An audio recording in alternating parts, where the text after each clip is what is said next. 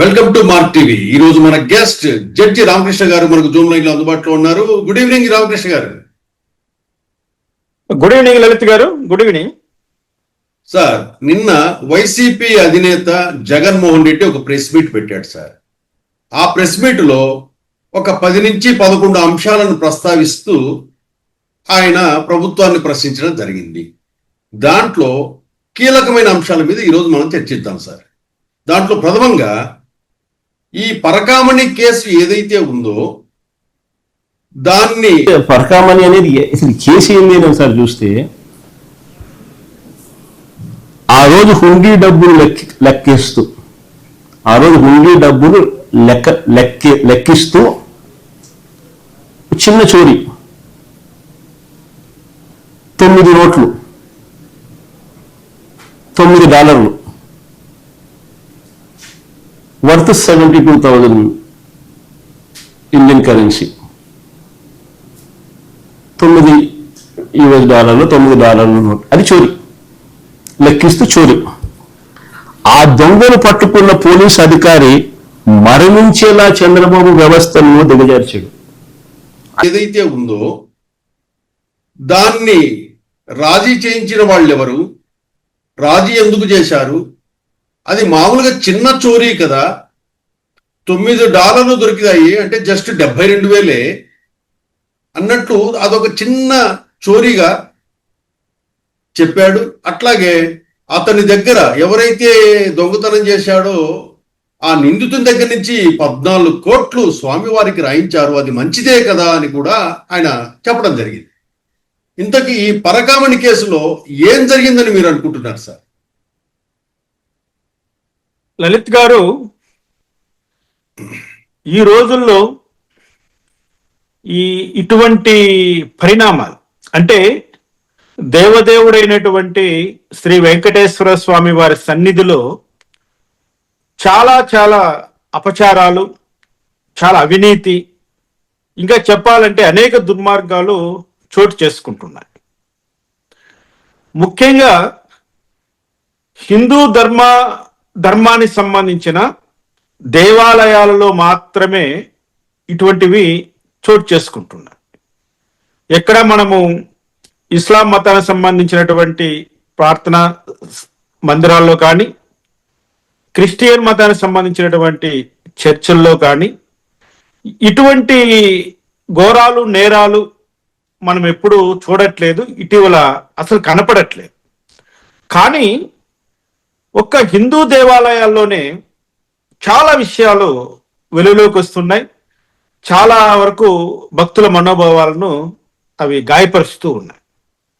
రాముడి తల నరకడం కాడ నుంచి, అంతర్వేదిలో రథం తగలబడి కాడ నుంచి, ఈ తిరుమల తిరుపతి దేవస్థానానికి సంబంధించినటువంటి ప్రసాదాల కల్తీ కాడ నుంచి, పరకామణి చోరీ కాడ నుంచి, సింహాచలంలో జరిగిన దొంగతనం కాడ నుంచి చాలా చాలా చూస్తూ ఉన్నాం. జగన్మోహన్ రెడ్డి గారు ఒక ప్రెస్ మీట్ పెట్టారు, బాగుంది. ఆయన చెప్పాల్సింది మాత్రం చెప్పి ఆయన తిన్నగా వెళ్ళిపోయాడు. అక్కడ ఉన్నటువంటి జర్నలిస్టులు కానీ మిగతా వాళ్ళకి కానీ ఆయన ఎటువంటి అవకాశం ఇవ్వలే. నేను చెప్పేది మాత్రమే మీరు వినాలి, నేను చెప్పింది మాత్రమే మీరు ప్రచారం చేయాలి, నేను చెప్పింది మాత్రమే అందరూ నమ్మాలి, నో క్రాస్ క్వశ్చన్స్ అన్నట్లుగా ఆయన ప్రెస్ మీట్ జరిగింది. దాన్ని ప్రెస్ మీట్ అనకూడదండి. జగన్మోహన్ రెడ్డి సొంత డబ్బా, సొల్లు కబుర్లు చెప్పుకొని పోయాడు. అందులో కొన్ని అనవసరమైనటువంటి అంశాలని ఈ కూటమి ప్రభుత్వానికి సంబంధించిన వాళ్ళు కొన్ని గెలికారు. అనవసరం అంటాను నేను అవన్నిటినీ కూడా. ముఖ్యంగా జగన్మోహన్ రెడ్డి దళిత లీడర్లను మాత్రం టార్గెట్ చేస్తారని మరోసారి నిరూపించారు. తెలుగుదేశం పార్టీ సీనియర్ నాయకులైన వర్లారామయ్య గారు చెప్పిన అంశాన్ని ఆయన ప్రత్యేకంగా ఆయన వీడియో వేసి చూపిస్తూ న్యాయమూర్తులకు సంబంధించి ఆయన చాలా శుద్ధపూసలాగా మాట్లాడారు. వైసీపీ ఎప్పుడూ న్యాయమూర్తులను కించపరచలేదని, న్యాయస్థానాలను అగౌరవపరచలేదని ఎంతో గౌరవం ఉన్నట్లుగా ఆయన మాట్లాడాడు. వర్లారామయ్య గారు మాట్లాడిన మాటలు, జగన్మోహన్ రెడ్డి చేసి చూపించినటువంటి విషయాలను ప్రజలు గమనించాలి, గుర్తుపెట్టుకోవాలి. 3 రాజధానుల విషయంలో కోర్టు తీర్పు ఇచ్చిన వెంటనే ఆయన అసెంబ్లీ సాక్షిగా ఏమన్నాడు? న్యాయమూర్తులకు పని పాట లేదు, మేము చట్టాలు చేస్తే మా చట్టాలను కొట్టేస్తారు అన్నట్లుగా ఆయన న్యాయ నేను అమలు చేయము అని అసెంబ్లీ సాక్షిగా అన్నాడా లేదండి? కరోనా టైంలో న్యాయమూర్తులందరినీ ఒక రూమ్లో వేసి కరోనా వైరస్ వదలాలని ఎలా ప్రగల్భాలు పలికారో అన్ని చూసాం. రకరకాలుగా అందరినీ, ఆయనకు అనుకూలమైతే వ్యవస్థ మంచిది, ఆయనకి ఏదైనా ప్రతికూలం అనిపిస్తే వ్యవస్థకు ఇంకా ఎన్ని రకాలుగా తిట్టిపోయాలో అన్ని రకాలుగా తిట్టిపోస్తాడు. ఇక్కడ వర్లారామయ్య గారు ప్రస్తావన చేసినటువంటి ఒక పెద్ద జడ్జి అనే అంశాన్ని ఆయన చివరకు ఒక పదం యాడ్ చేశాడండి. సుప్రీంకోర్టు పెద్ద జడ్జి అన్నాడండి. వర్లారామయ్య గారు ఎక్కడ సుప్రీంకోర్టు పెద్ద జడ్జి అనలేదు. ఆయన బాగా ఒకసారి ప్రజలకు మీరు ఆ వీడియో వేసి చూపించండి. మరి జగన్మోహన్ రెడ్డి ఏ ఉద్దేశంతో ఆ తోక తగిలిచ్చాడో ప్రజలు కూడా గుర్తుపెట్టుకోవాలి. ఇక్కడ పరకామణి కేసులో డబ్బు ప్రధానం కాదండి, నిబద్ధత ప్రధానం, భక్తి ప్రధానం. స్వామివారి సేవలో మునిగి తేలేటువంటి వ్యక్తుల వ్యక్తిత్వం ప్రధానం. ఒక వ్యక్తికి స్వామివారి సొత్తు దొంగలించాలన్న ఆలోచన రావడమే అపవిత్రం. ఆ వ్యక్తికి స్వామివారి పట్ల గౌరవము, భక్తి ఏమాత్రము లేదన్నది సుస్పష్టం. దాని గురించి మాట్లాడారు.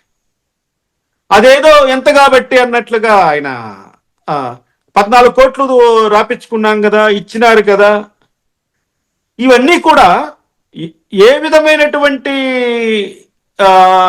సూచన జగన్మోహన్ రెడ్డి సమాజానికి చేస్తున్నాడో తేటతెల్లమైపోయింది. సార్ ఇక్కడ ఇక్కడ ఏంటంటే ఈ పరకామణి కేసులో లోకల్ అదాలత్లో పెట్టి రాజీ చేసుకోమని ఆ జడ్జీలకు సూచించిన ఆ పెద్ద జడ్జి ఎవరు? ఏ సమావేశంలో, ఏ కాంటెస్ట్ లో ఆయన రాజీ చేసుకోమని చెప్పాడు? ఎవరా జడ్జి అనే విషయం మీకు తెలుసా సార్? రకరకాలుగా నిన్నటి నుంచి కొన్ని లీకులు వస్తున్నాయి లలిత్ గారు. న్యాయ వ్యవస్థ, న్యాయమూర్తులు చాలా సున్నితమైన అంశం ఇది. ఇప్పుడు వైసీపీ వాళ్ళు చెప్తున్న దాన్ని బట్టి ఆ పెద్ద జడ్జి గారు తెలుగుదేశం పార్టీతో అంటగాగే వ్యక్తి అని, ఆయన సుప్రీంకోర్టులో అతిపెద్ద జడ్జిగా పనిచేశాడని వైసీపీ వాళ్ళు చెప్తున్నారు. టీడీపీ వాళ్ళు ఆ విషయం గురించి ఆ జడ్జి ప్రస్తావన కూడా ఎక్కడ తీసుకురావారు. తిరుమల పవిత్ర క్షేత్రానికి దేశం అత్యున్నత స్థాయిలో పనిచేసే ప్రతి ఒక్కరూ వచ్చి వెళ్తుంటారండి దేవుడి దగ్గరికి. అది సుప్రీంకోర్టు న్యాయమూర్తులు కావచ్చు, మన మన దేశ ఉప రాష్ట్రపతి గారు కావచ్చు, దేశ ప్రధానమంత్రి గారు కావచ్చు, మన రాష్ట్ర సీఎంలు కావచ్చు, గవర్నర్లు కావచ్చు, రకరకాల పెద్ద పెద్ద వాళ్ళందరూ కూడా తిరుమల క్షేత్రాన్ని దర్శిస్తూ ఉంటారు, ఆ స్వామివారిని సేవిస్తూ ఉంటారు. ముఖ్యంగా న్యాయమూర్తులు ఎక్కువగా స్వామివారిని సేవిస్తారండి. న్యాయమూర్తులు ఎక్కువగా తిరుమలను విజిట్ చేయడం అన్నది ప్రత్యేకమైన కారణం ఉందా సార్? ఈ న్యాయమూర్తులంతా తిరుమల కొండకే ఎక్కువగా వస్తుంటారు. వాళ్ళు వచ్చినటి విషయాన్ని పత్రికల్లో కూడా ఎక్కువ ప్రచురితం చేస్తుంటాయి. ఈ జడ్జి వచ్చాడు, ఈ న్యాయమూర్తి వచ్చాడు, ఢిల్లీ నుంచి వచ్చాడు, లేకపోతే హైకోర్టు నుంచి వచ్చారని చెప్పేసి పత్రికల్లో కూడా పబ్లిష్ అవుతుంటాయి. ఎందుకు సార్ వీళ్ళందరూ తిరుమలకే ఎక్కువగా ఎందుకు వస్తుంటారు సార్ జడ్జీలు? అంటే స్వామివారి దర్శనానికి, స్వామివారి యొక్క విశిష్టతను బట్టి వస్తూ ఉంటారు. తిరుమల తిరుపతి వెంకటేశ్వర స్వామి మహత్యం ఆ స్థాయిలో ప్రపంచవ్యాప్తంగా ఉంది, ఆ గుర్తింపు ఉంది. న్యాయమూర్తులు స్వామివారిని దర్శించుకోవడము మంచి పరిణామమే, మంచి విషయమే. కానీ ఇటువంటి సందర్భాల్లో బయటికి వచ్చినప్పుడు ఆ న్యాయమూర్తి ఇక్కడికి ఎందుకోసం వచ్చాడప్ప అని ఒక అనుమానం రేకెత్తుంది. ఇప్పుడు జగన్మోహన్ రెడ్డి ఏం చేశాడు? ఆయనకు అనుకూలంగా ఉండాలని ఒక సుప్రీంకోర్టు న్యాయమూర్తికి స్వామివారి యొక్క ఉంగరం బహుకరించారని, దాన్ని ఆ జడ్జి గారు తిరస్కరించారని కూడా మనము వార్తలు చూసాం పత్రికల్లో. అంటే స్వామివారిపై ఉన్న భక్తి అనే సెంటిమెంట్ ని జగన్మోహన్ రెడ్డి సార్ ఉంగరమా లేదా ఒక వాచ్, వజ్రాలతో కూడిన వాచ్ని ఇవ్వబోయారు అంటే అప్పుడు ఎవరు? ఆ వేమిరెడ్డి ప్రభాకర్ రెడ్డి గారు ఆ ఎవరో జడ్జికి ఇవ్వబోయాడు గిఫ్ట్, ఆ జడ్జి తిరస్కరించాడనే వార్తలు కూడా మన పత్రికల్లో వచ్చాయి. అది వజ్రాలతో కూడిన వాచ్ కాదండి. తరువాత అది వాస్తవంగా మొదట వచ్చిన న్యూస్ ఏంటంటే స్వామివారి ఉంగరం, యాంటిక్, స్వామివారికి శ్రీకృష్ణదేవరాయలు గారు ఆ రోజుల్లో సమర్పించిన ఒక ఉంగరము భక్తితో కూడుకున్నట్లుగా ఆయనకు భక్తి కానుకగా ఇచ్చారనేది ఆ రోజు వచ్చినటువంటి వార్తలు. బహుశా చాలా ప్రయత్నాలు చేశాడు ఎవరు? జగన్మోహన్ రెడ్డి. తనకున్న అవినీతి కేసుల గురించి, తన పైన ఉన్న అభియోగాల గురించి ఆయన కొంచెము జడ్జీలతో బాగుంటే నాకు అన్ని మేలు జరుగుతుందని ఒక ఆలోచనతో ఆయన చాలా చేస్తున్నాడు. ఆ మేలు కూడా పొందాడు. ఆయన వాస్తవానికి పొందుతూ ఉన్నాడు. ఆ విషయాలు ఏవి కూడా బహిర్గతం కావట్లేదు, ఆయన బహిర్గతం చేయట్లేదు. కానీ తొందరపడి వల్లరామయ్య గారు ఒక పెద్ద జడ్జి అంటూ ఆయన ప్రెస్ మీట్ లో చెప్పడము, ఈరోజు ఆ పెద్ద జడ్జి ఎవరు అని మాట్లాడడానికి ఏ రాజకీయ పార్టీకి అంత అవసరము లేదు, అంతగా అభిప్రాయాలు లేవు, చెప్పేశారు అంతే. అట్లని కూటమి ప్రభుత్వం ఏమైనా దీనిపైన చర్యలు తీసుకుంటుందా అంటే ఆ అవకాశం కూడా కనిపించట్లేదు. చెప్పేశారు, వదిలేస్తారు.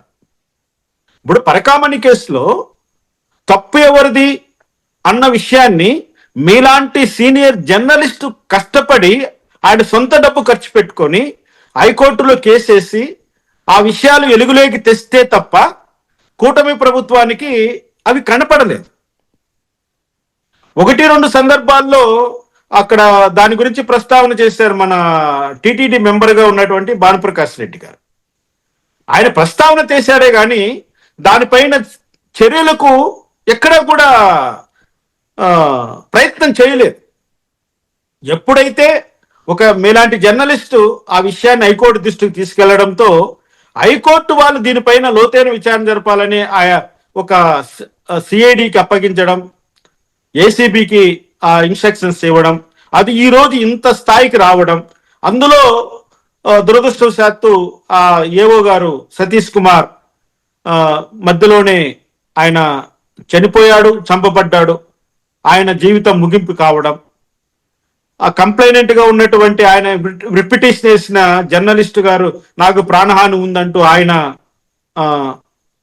పోలీసులను ఆశ్రయించడం, భానుప్రకాష్ రెడ్డి గారు కూడా ఆయన ఎమోషనల్ గా ఆయన కంట కన్నీరు పెట్టడం, నన్ను రేపు ఉంటానో ఉండనో ఏం చేస్తారని. ఇవన్నీ కూడా గమనించినప్పుడు పరకామణి కేసు నిన్న జగన్మోహన్ రెడ్డి చెప్పినట్లుగా $9 విషయం కాదండి. ఇది చాలా పెద్ద విషయమే ఉంది. ఇందులో చాలా పెద్ద విషయం దాగి ఉంది. అందులో ఎవరెవరు ఇన్వాల్వ్ అవుతున్నారో, ఎలా స్వామివారికి ద్రోహం చేస్తున్నారో, ఎంత డబ్బు దొంగలించబడుతోందో, ఇవన్నీ కూడా చిత్తశుద్ధితో కూటమి ప్రభుత్వం విచారణ చేయాలి. జగన్మోహన్ రెడ్డి ఇంకో మాట అన్నాడు, సింహాచలంలో దొంగతనం జరిగింది మీ ప్రభుత్వంలోనే, మీ కూటమి ప్రభుత్వంలోనే, మరి ఆ కేసును మీరు 41 నోటీస్ ఇచ్చి వదిలేశారు అంటూ ఆయన సన్నాయి నొక్కులు నొక్కాడు. ఇక్కడ తిరుమల పరకామణి కేసులో పట్టుబడ్డ వ్యక్తికి, దొంగతనం చేస్తూ పట్టుబడ్డ వ్యక్తికి వేరు వేరు సెక్షన్స్ అప్లై అవుతాయి. అవును, ఒకే సెక్షన్ సప్లై వేరుగా ఉంటుంది సార్. తీవ్రత కాదు, దానికి సంబంధించిన నేచర్ కూడా డిఫరెంట్. డిఫరెంట్. ఎస్. ఇప్పుడు సింహాచలము ఉండిలో దొంగతనం, అది దొంగతనం. పరకామణి క్రిమినల్ బ్రీచ్ ఆఫ్ ట్రస్ట్, నమ్మక ద్రోహం. ద్రోహం. ఎస్. ఎస్. నీకు స్వామివారి లెక్కను డబ్బును లెక్కబెట్టి ఖచ్చితంగా అప్పగించు అన్నది ఎంట్రస్ట్మెంట్. ఆ ఎంట్రస్ట్మెంట్ ని బ్రీచ్ చేయడమే క్రిమినల్ బ్రీచ్ ఆఫ్ ట్రస్ట్. నమ్మకాన్ని ఒమ్ము చేసి నమ్మక ద్రోహం చేస్తే అది వేరే పీనల్ యాక్షన్. దొంగతనం చేసేది అది వేరే సబ్జెక్టు. సార్ ఇక్కడ ఆయన బోడుగుండుకు ఒక మాట, ఆయన బోడుగుండుకి మోకాలికి సంబంధం అన్నట్లుగా జగన్మోహన్ రెడ్డి ఆయన అపరిపక్వతను బయట పెట్టుకున్నాడు ఈ విషయంలో. 379 ఐపీసీకి 409 ఐపీసీకి చాలా తేడా ఉంటుంది, అది గమనించాలి. ఇక్కడ సింహాచలంలో మీరు రాజీ చేసుకున్నారు కదా, మీరు పార్టీ 1 నోటీస్ ఇచ్చి వదిలేశారు కదా, అంటే ఆ సెక్షన్స్ కు అటువంటి నేచరే ఉంటుంది పనిష్మెంట్. కానీ ఇది వేరు, అది గమనించి మాట్లాడాలి. ఆయన ఎందుకో దాన్ని ఇంకో మార్గంలో డ్రైవ్ చేసి ఏదో చేయాలనుకున్నాడు, అది ప్రజలకి అందరికీ అర్థమైపోయింది. సార్, ఈ పరకామణి సిట్టు విచారణలో ఏదైతే జడ్జి, ఎవరైతే తిరుపతికి సంబంధించిన జడ్జి లోక్ అదాలత్లో పెట్టేసి దాన్ని రాజీ చేశారో, ఆయన ఈ సిఐడి సిట్టు విచారణకు హాజరయ్యి మీరెందుకు రాజీ చేశారు అని వాళ్ళు ప్రశ్నించినప్పుడు, ఫలానా పెద్ద జడ్జి గారు ఈ విధంగా సలహా ఇచ్చి రాజీ చేసుకోమన్నారు అని సిట్టు విచారణలో చెప్పి ఉండవచ్చు కదా సార్. ఇక్కడ లలిత్ గారు, న్యాయ ప్రక్రియలో ఎప్పుడు కూడా పై జడ్జి గారు కింద జడ్జి గారి పైన ఒత్తిడి తేవడం అన్నది అఫీషియల్ గా యాక్సెప్టబుల్ కాదు. ఒకటి, ఆయన సిఐడి ముందర విచారణకు వెళ్ళినప్పుడు నేను నా పరిధిలోనే వ్యవహరించాను, నేను రాజీ చేయడం అన్నది అది నా పరిధిలోనే ఉంది, నేను చేసింది కరెక్టే న్యాయ సూత్రాల ప్రకారం అని ఆయన చెప్తాడు. కానీ పలానా జడ్జి గారు నన్ను చేయమంటే నేను చేశానని చెప్పడం అన్నది చరిత్రలో జరగదు, చెప్పరు. కింది జడ్జీలకు పై వాళ్ళు ఎప్పటికప్పుడు వాళ్ళకి కావాల్సిన పనులు చేయించుకుంటుంటారు.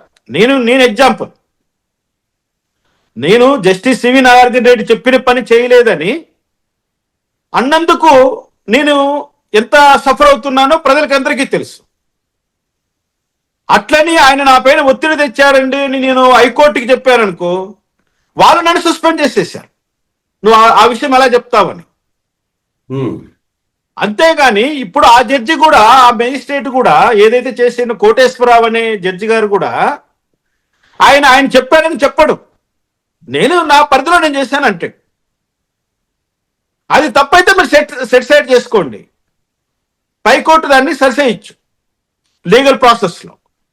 అంతేగాని పలానా జడ్జి గారు చెప్పారు కాబట్టి నేను పని చేశానని ఈ జడ్జి గారు అనరు, చెప్పినటువంటి జడ్జి గారు కూడా నేను ఆ విధంగా చెప్పానని ఆయన అనరు. ఎందుకంటే వీళ్ళంతా తేలు కుట్టిన దొంగలు, తేలు దగ్గర కుట్టించుకోవడమే, చెవు మన కేకేయలేరు, అది పెట్టే బాధ భరిస్తారు. అది ఎన్నో అంతే, కేక ఇవ్వడానికి కూడా వాళ్ళకు సాహసం చేయరన్నమాట. కాబట్టి ఈ తేలు కుట్టిన దొంగలు అలాగే ఉంటారు. ఏదైనా విచారణ చేపడితే అంతో ఇంతో ప్రయోజనం అయితే ఉండొచ్చు.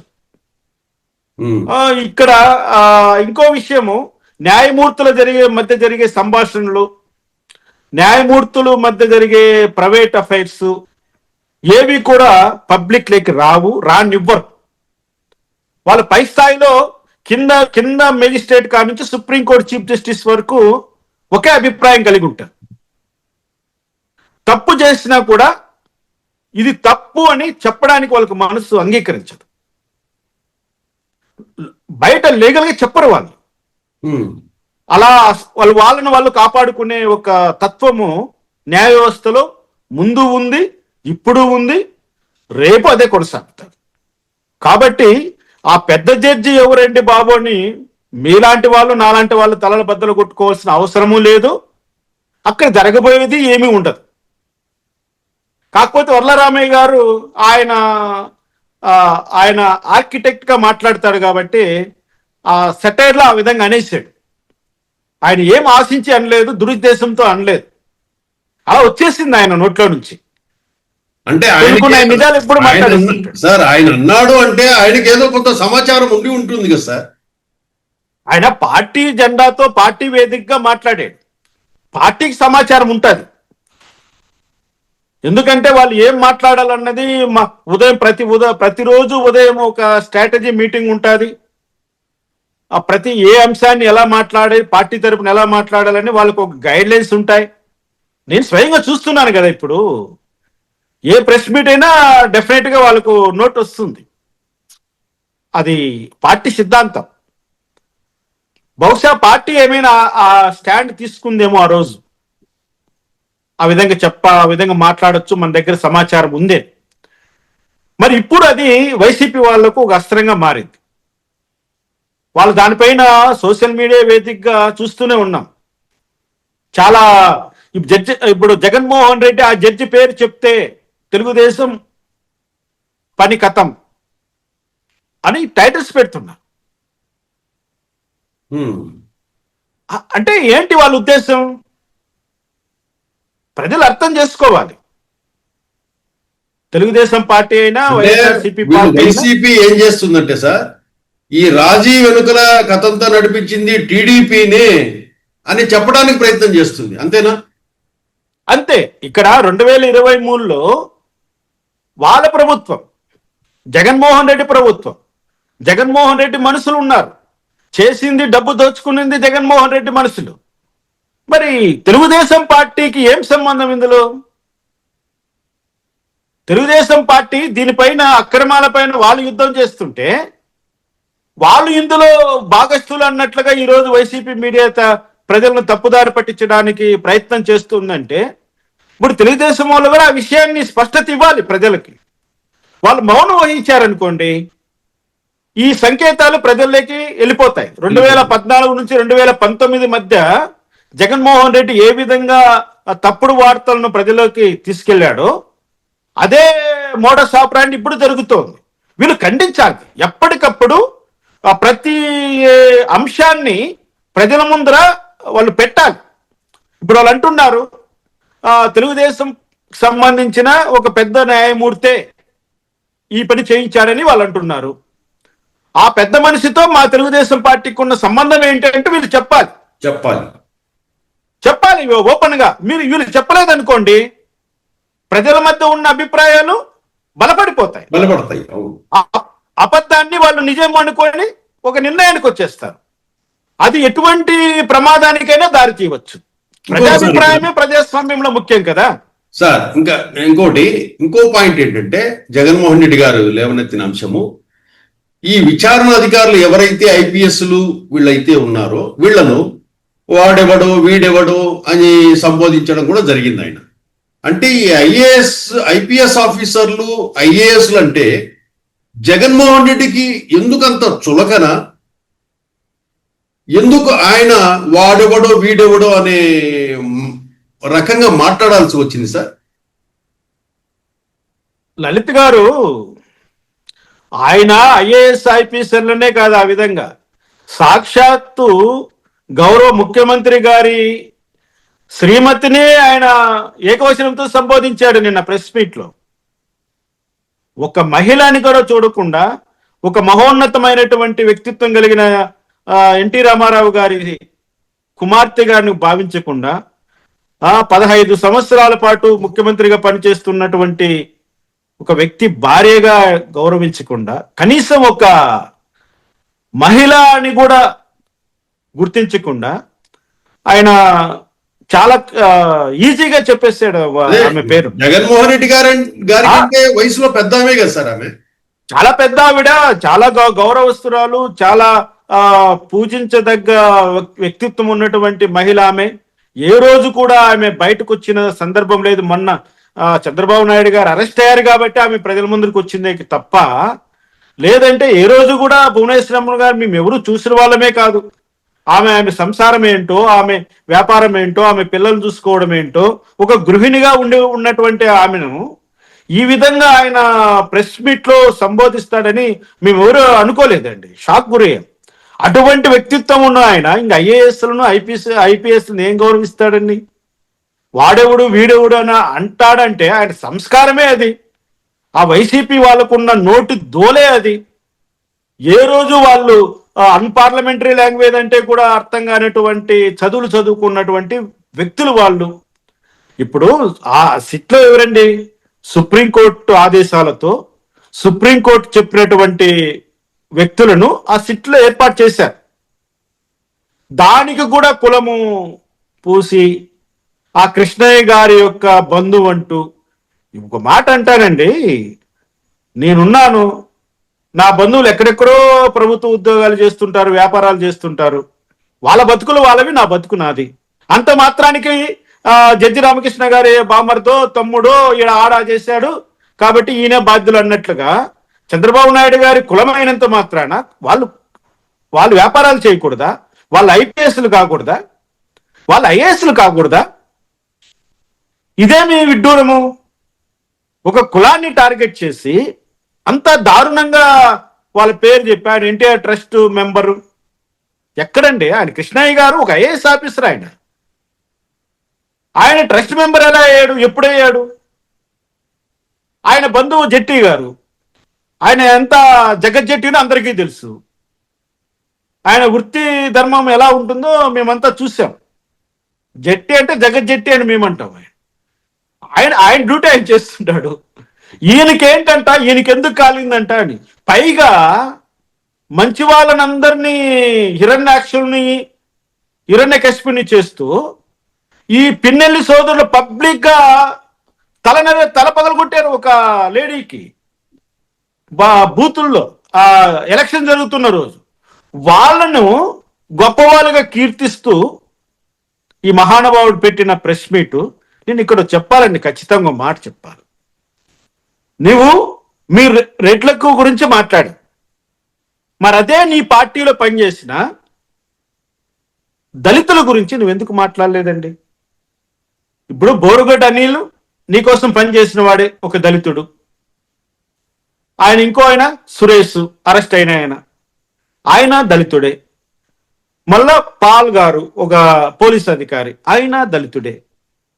ఈ దళితులు గురించి ఒక మాట మాట్లాడేదండి. ఎంతసేపు పిన్నెల్లి రామకృష్ణారెడ్డి, పిన్నెల్లి వెంకటేశ్వరరెడ్డి, ఇంకా నెల్లూరు ఆయన ఆ రెడ్డి, ఈ రెడ్ల గురించి వాళ్లకు సర్టిఫికేట్ ఇవ్వడానికి నువ్వు ప్రయత్నం చేసేవా కానీ నా ఎస్సీలు, నా ఎస్టీలు, నా బీసీలు అంటూ నెత్తినేసుకొని తల పగలగొట్టుకున్న నీవు వాళ్ళు అరెస్ట్ అయిన విషయం ఈ రోజు నిన్న ప్రస్తావన చేయట్లేదు. నువ్వు వాళ్ళకి ఇంపార్టెన్స్ ఇవ్వలేదు. నిన్న నీ ప్రెస్ మీట్ లో వాళ్ళకు స్వాంతన కలిగించలేదు నువ్వు.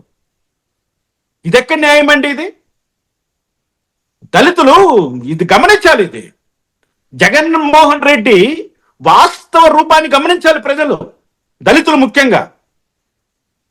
అంతేగాని ఆయన కరెక్ట్గా బయటపడ్డాడు నిన్న.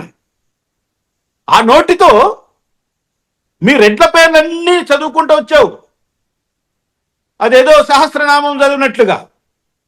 మరి ఈ దళితుల గురించి ఒక్క మాట మాట్లాడావా నువ్వు? వాళ్ళు నీ పార్టీలో పనిచేసిన వాళ్ళు కదా, నీ కోసం పనిచేసిన వాళ్ళు కదా, నీ కోసం బలైపోయి జైలు పారైన వాళ్ళు కాదా? పబ్లిక్ తలలు పగలగొట్టి మర్డర్లు చేసి జైలుకి వెళ్ళినటువంటి వాడిని రెడ్ల గురించి నువ్వు మాట్లాడుతున్నావే, వీళ్ళ గురించి నువ్వు మాట్లాడవా? ఇదెక్కడ న్యాయం? అసలు జగన్మోహన్ రెడ్డికి దళితుల గురించి మాట్లాడే హక్కు పోగొట్టుకున్నాడంట. నేను ఇంకా ఆయన మాట్లాడకూడదు. ఇంకా దళితుల గురించి ఒక్క మాట కూడా మాట్లాడుకొని, రెడ్డిల గురించి మాట్లాడుకొని, జగజ్జెట్టిల గురించి. ఇంకా దళితుల మాట నువ్వు ఎత్తకూడదు. ఇంకా మళ్ళీ నా ఎస్సీలు, నా ఎస్టీలు అంటూ రాకూడదు బయటికి. ఇంకా ఇదే దళితులు ఎవరు లేని ఎస్సీలు, ఎస్టీలు సార్. ఇదే దళితులు వైసీపీ పార్టీని ఓన్ చేసుకునే 2014లో గెలిపించారు కదా సార్. 2014లోనే కాదు, నిన్న జరిగిన 2019, 2014లో 2019లోనే కాదు, 2024లో కూడా నువ్వు అంటున్న 40% ఓట్లలో 12% ఓట్లు దళితులవే. లెక్కతి ఇప్పుడు నేను చెప్తున్నా, ఇది వాస్తవం. ఆ 12% దళిత ఓట్లు నీకు పడకపోతే నువ్వు నాకు 40% ఓట్లు ఉన్నాయని ఢిల్లీలో చెప్పుకునేవాడు కాదు. మిగతా ముఖ్యమంత్రులు చెప్పుకునే ధైర్యం ఉండేది కాదు నీకు. నీ చీకటి రాజకీయం నడుపుకోవడానికి కూడా అవకాశం ఉండేది కాదు. నువ్వు 11 సీట్లకు పరిమితమైన నాకు 40% ఓట్ బ్యాంక్ ఉందని నువ్వు ఢిల్లీలో ఎలా చెప్పుకోగలుగుతున్నావు? అది దళితుల ఓటు బ్యాంకే కదా.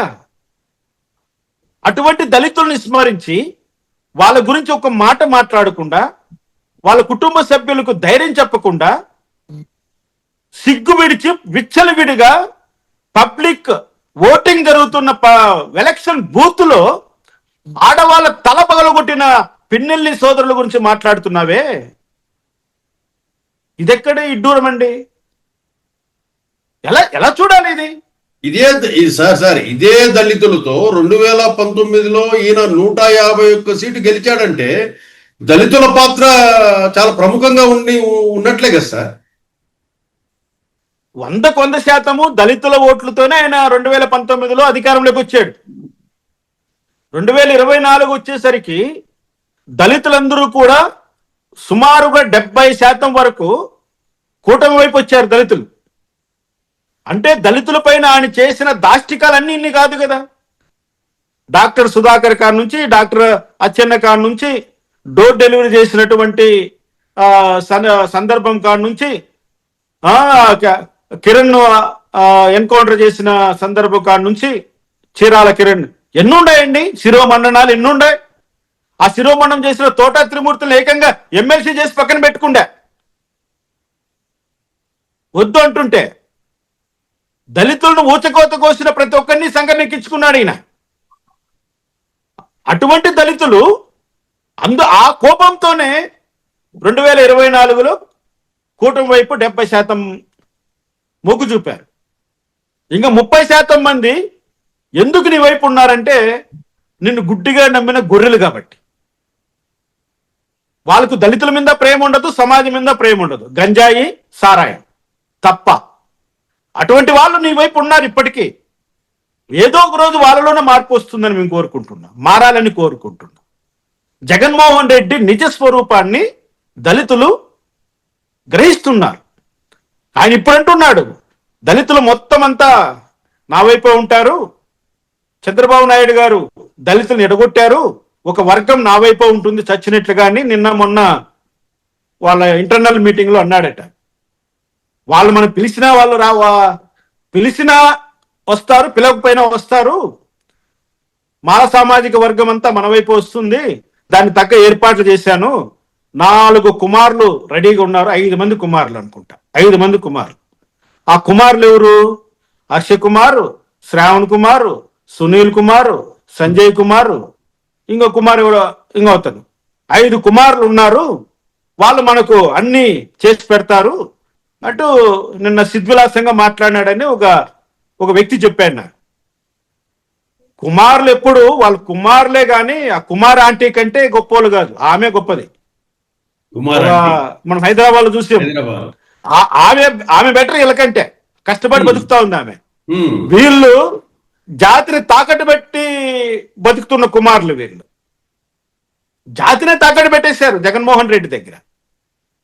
జగన్మోహన్ రెడ్డి దళితులకు ఏం మేలు చేశారో చెప్పండి, మేము చర్చించడానికి, డిబేట్ చేయడానికి ఎక్కడికి రమ్మన్నా వస్తాం. మీలో కొంచెమైనా దళిత రక్తం ఉంటే